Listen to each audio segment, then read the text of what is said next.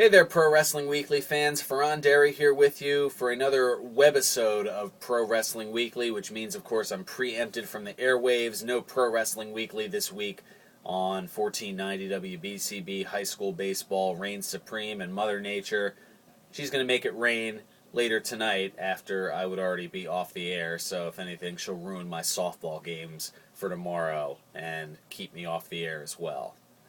She can be a bitch sometimes. No, I'm kidding, of course. Let's go ahead and get to the news and notes. I've also got my predictions certain to go wrong for Extreme Rules coming up tomorrow. Let's get right to the news. WWE releasing Tough Enough winner Andy Levine this past Monday. Of course, he was the featured winner in Tough Enough from a year ago. Also, former WCW star Buff Bagwell. Oh, man.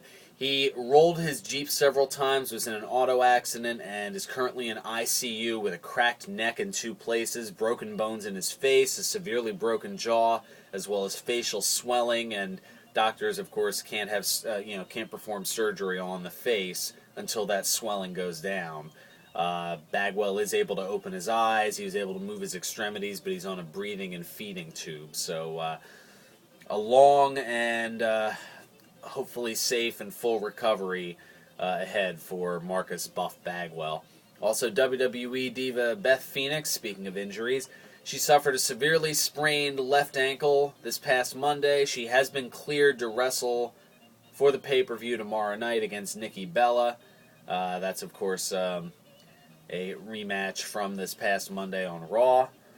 And I'll get a little bit more into that in my predictions certain to go wrong. Also, in other WWE news, Rey Mysterio has been suspended 60 days for violating the wellness policy, and he's been out since September, had surgery on the knee, was slating a return for some time in May, but it looks like he won't be back until somewhere close to, if not just after, the Money in the Bank pay-per-view in July, so more than likely SummerSlam would be a good targeted return for the master of the 619.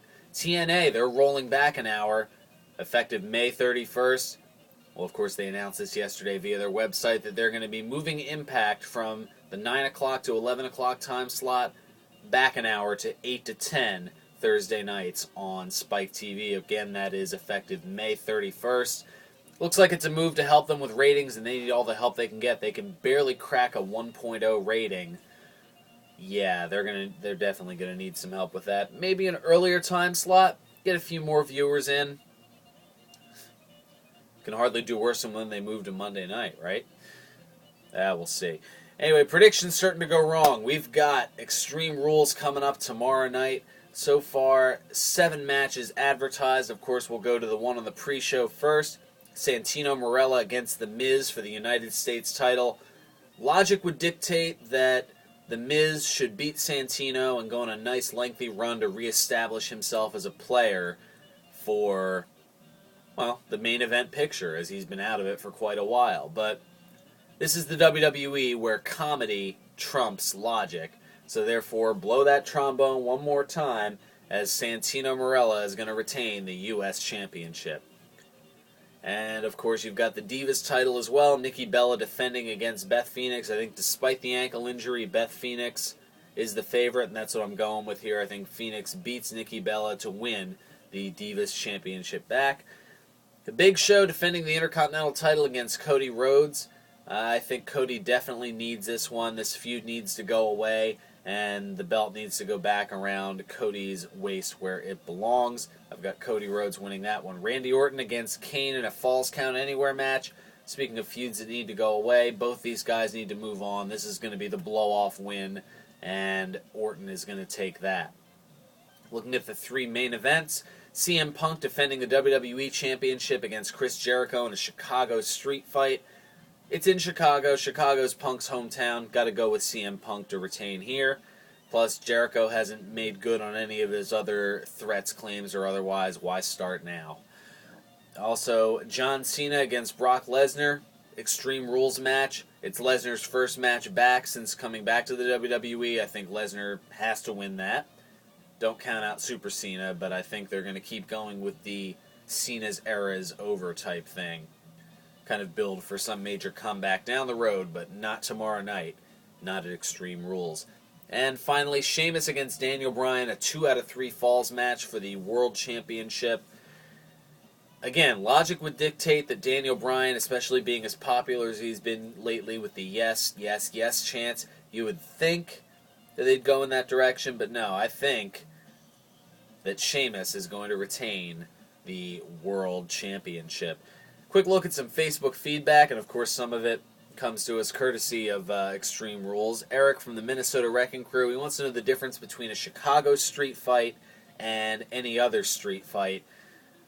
I think that's just something for the locality, to say that it's a Chicago street fight. It's almost like a cheap pop technique, kind of like what Mick Foley used to do. Right here in Chicago, Illinois.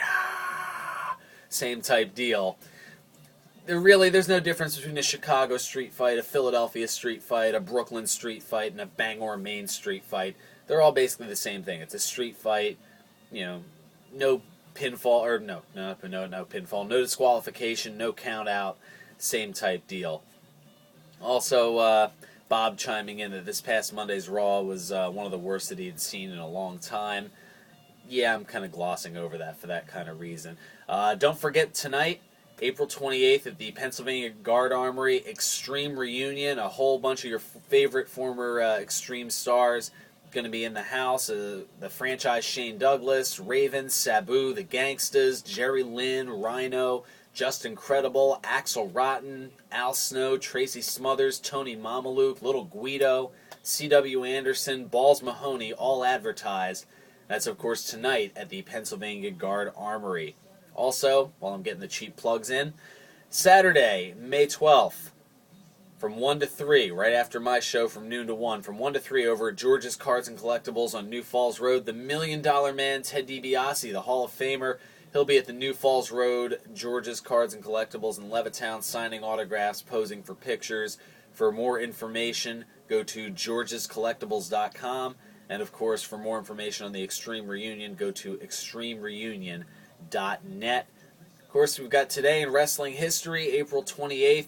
We're going to go back to 1996, where the World Wrestling Federation had its 7th In Your House pay-per-view, Good Friends, Better Enemies. And, of course, in that, Shawn Michaels defeated Diesel, his at the time best friend, to retain the World Wrestling Federation Championship, and that match was no holds barred, and that would be Diesel's last pay-per-view match for quite a few years, as shortly thereafter he'd make his way over to World Championship Wrestling to start the NWO, the New World Order. Also on the WBCB Pro Wrestling Weekly Facebook fan page, easy for me to say, we've got to look back, courtesy of yesterday's Today in Wrestling History, Backlash 2003, which was the last time we saw John Cena and Lesnar in a ring together. If you can't quite wait till tomorrow, you might want to check that match out. That was, of course, back in John Cena's Doctor of Thugonomic days. Amazing what a difference 9 years in a day makes. And you can check it out now at the WBCB Pro Wrestling Weekly Facebook fan page. That's going to just about do it for me. I'll be back next Saturday, May 5th, for an abbreviated show, but at least I'm back on the airwaves from 12:05 until 12:30, and then we've got Phillies baseball. And then, of course, on May 12th, I've got a full show, and then I'll be over at George's Cards and Collectibles to meet and greet with the $1 Million Man, Ted DiBiase. And, of course, next week's show, that little abbreviated show, on the 5th, that is the 10-year anniversary of the World Wrestling Federation becoming World Wrestling Entertainment and telling you, the fans, to get the F out. And unfortunately, a lot of you took it literally and haven't been watching since. Hopefully you'll be watching and listening to Pro Wrestling Weekly. I'll be back next week with more on 1490 WBCB.